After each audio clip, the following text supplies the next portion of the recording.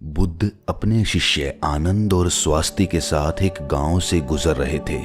अचानक एक आदमी आया और उसने बुद्ध से पूछा कि बुद्ध, क्या ईश्वर हैं? बुद्ध ने पूछा, तुम्हें क्या लगता है?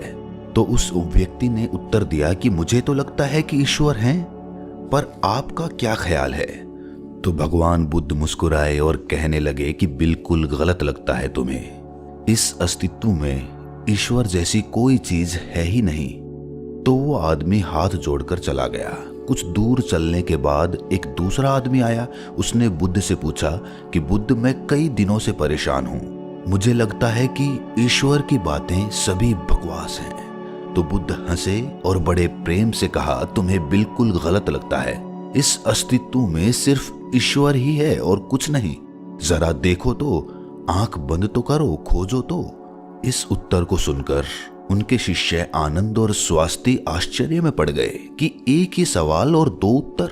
अब शाम हो गई थी। बुद्ध विश्राम के लिए रुक गए। तभी एक आदमी घबराया हुआ आया और बुद्ध के पास आकर जोर से कहा कि बुद्ध, क्या ईश्वर हैं कि नहीं? मैं परेशान हूं, मैं खोज रहा हूं, मार्गदर्शन करें। तीसरे आदमी के सवाल पर बुद्ध चुप रहे, कुछ नहीं बोले। उन्होंने मौन होकर अपनी आंखें बंद कर ली। अब आनंद और स्वास्थ्य के आश्चर्य का ठिकाना ना रहा।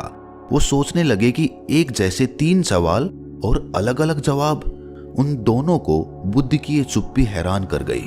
आदमी के जाते ही आनंद ने उनसे पूछा कि सुबह जब उस पहले व्यक्ति ने पूछा था तो आपने कहा कि हाँ, दोपहर में जब दूसरे आदमी ने कहा तो आपने कहा कि नहीं, और शाम को आप मौन रहे। भगवान, तीन आदमी एक ही तरह के सवाल लेकर आए, लेकिन मैं हैरान हूं कि आपने तीनों को अलग अलग जवाब दिए। मुझे कुछ समझ में नहीं आ रहा है। तो भगवान बुद्ध मुस्कुराए और कहने लगे कि आनंद, जो पहला व्यक्ति आया था उसने मान लिया था कि ईश्वर हैं, तो मैं उसकी मान्यता को मिटा देना चाहता था कि वो खोजना शुरू करे। ईश्वर हैं ये मानकर बैठ ना जाए, वो सत्य तक पहुंचे और उसका अनुभव करे। और दूसरे व्यक्ति ने भी मान लिया था कि ईश्वर की बातें कोरी बकवास है। मैंने उसकी धारणा को भी मिटा दिया ताकि वो भी खोजे कि ईश्वर है कि नहीं। और तीसरा आदमी अभी संशय में था, वो खोज रहा था, इसीलिए मैं मौन रह गया। यहाँ पर मौन रह जाना ही उचित था। दोस्तों, भगवान बुद्ध के बारे में ये प्रचलित था कि वो किसी भी प्रश्न का जवाब सीधे सीधे नहीं देते थे। उनके जवाब रहस्य से भरे होते थे। तो थोड़ी देर सुनने के बाद उनके शिष्य स्वास्थ्य ने कहा कि मुझे ईश्वर के बारे में आपसे सुनना है। कृपया कर आप मुझे बताएं कि ईश्वर है कि नहीं। आप ईश्वर को मानते हैं कि नहीं? और इसके साथ ही मैं आपसे अनुरोध करता हूं कि आप मेरे इस प्रश्न का सीधा सीधा उत्तर दें। तो भगवान बुद्ध मुस्कुराए और कहा कि ठीक है, मैं उत्तर देता हूं, पर उससे पहले मैं तुमसे कुछ पूछना चाहता हूं।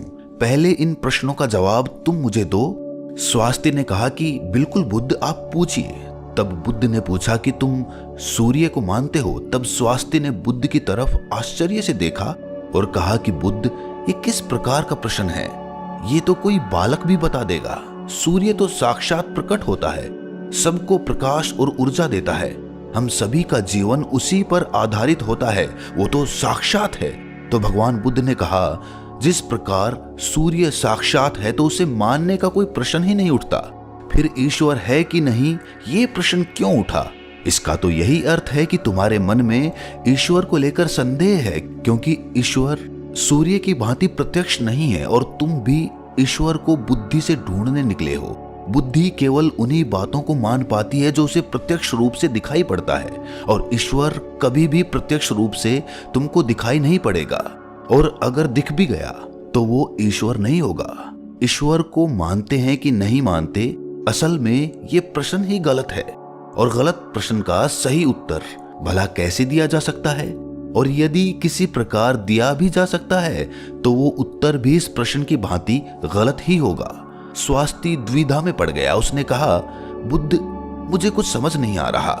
तब भगवान बुद्ध ने कहा कि ईश्वर को माना नहीं जा सकता, बल्कि ईश्वर को जाना जा सकता है।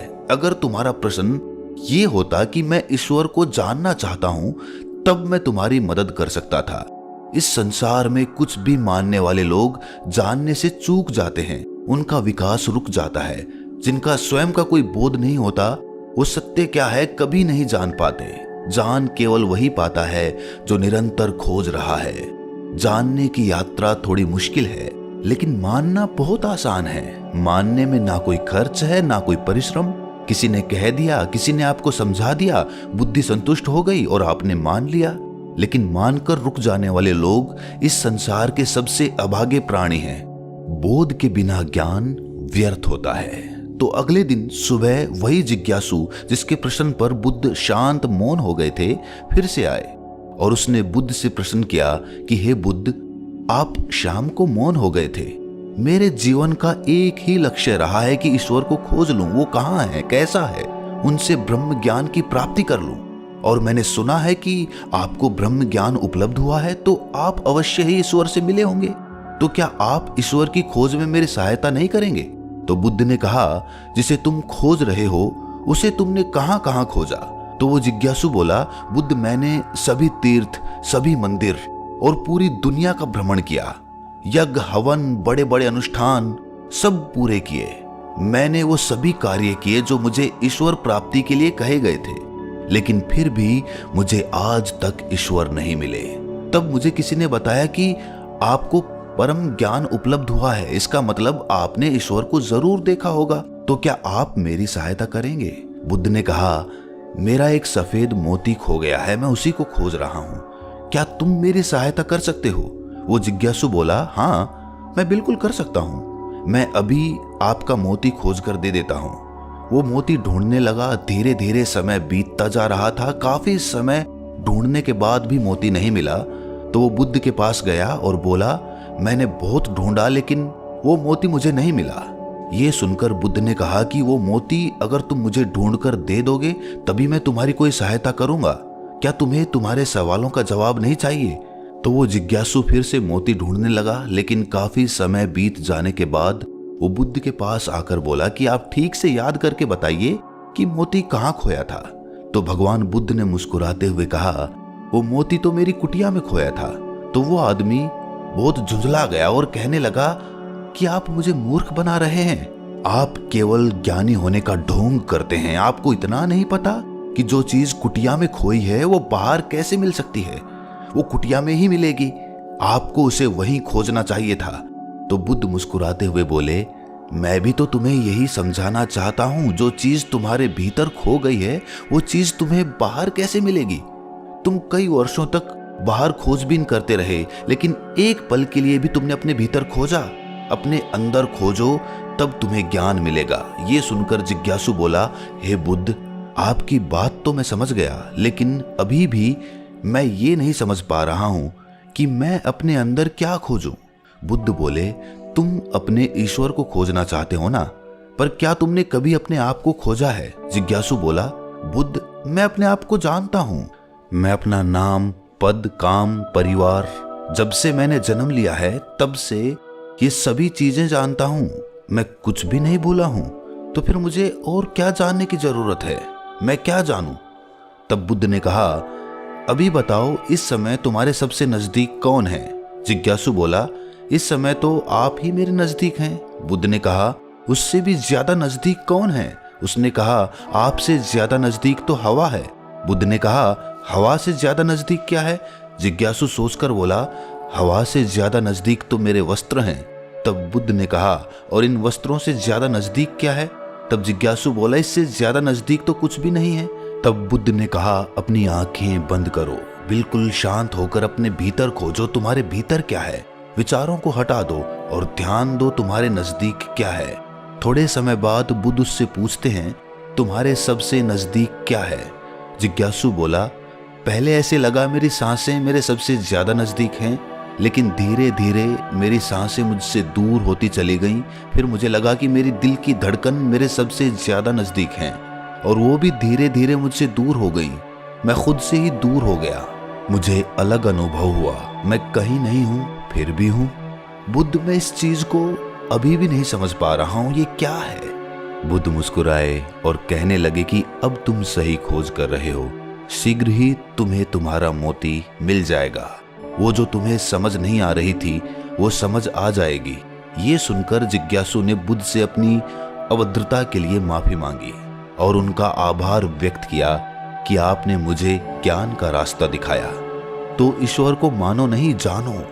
जब तुम ईश्वर को जान जाओगे, उसका स्वाद चख लोगे, तब तुम भी उस बात को किसी को बता नहीं पाओगे, उस ईश्वर की सीधी व्याख्या नहीं कर पाओगे, लेकिन दूसरों को ईश्वर का स्वाद चखाने में मदद कर सकोगे। बुद्ध तत्व संबंधित प्रश्न जैसे ईश्वर व आत्मा, इनसे संबंधित प्रश्नों से बचा करते थे, उनका उत्तर नहीं देते थे। और अगर कहीं विवशता पड़ी, उसका उत्तर देना पड़ा, तो वो उदाहरण के माध्यम से समझाने का प्रयास करते थे। जिन्होंने भी ईश्वर का वर्णन किया, उनके अनुयायियों ने अलग अलग समुदाय बना लिए और अपने ईश्वर को सही और दूसरे के ईश्वर को गलत मानने लगे। बुद्ध इस बात को जानते थे, इसीलिए कई बार उन्होंने ईश्वर को नकारा था। उन्होंने ईश्वर को इनकार इसीलिए किया ताकि आपकी प्यास और गहरी हो सके और आप स्वयं उसे जाने। उन्होंने सदैव कहा है कि मेरे या किसी के कहने को मानो नहीं, स्वयं अनुभव करो। दूसरों के कहने या सुनने से धारणा उत्पन्न होती है और धारणा खोज में सबसे बड़ी बाधा होती है।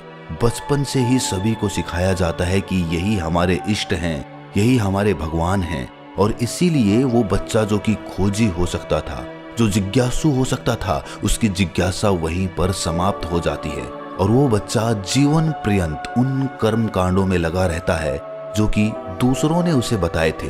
वो खुद का मार्ग कभी तलाश ही नहीं पाता।